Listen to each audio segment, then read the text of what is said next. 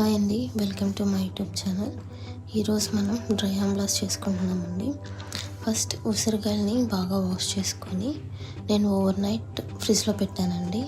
తర్వాత అలాగా చిన్న చిన్న ముక్కలుగా కట్ చేసుకొని మనం ఉసిరికాయలు ఎంతైతే తీసుకుంటున్నామో అందులో హాఫ్ షుగర్ తీసుకొని బాగా మిక్స్ చేసుకోవాలండి.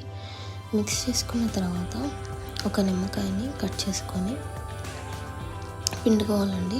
నేను ఇక్కడ కంప్లీట్గా ఒక నిమ్మకాయ అనేది పిండుకుంటున్నాను.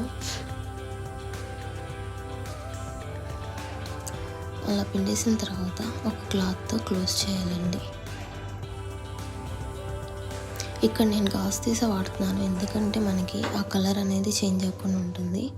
నేను అలా షుగర్ వాటర్లో 3 days నానబెట్టానండి.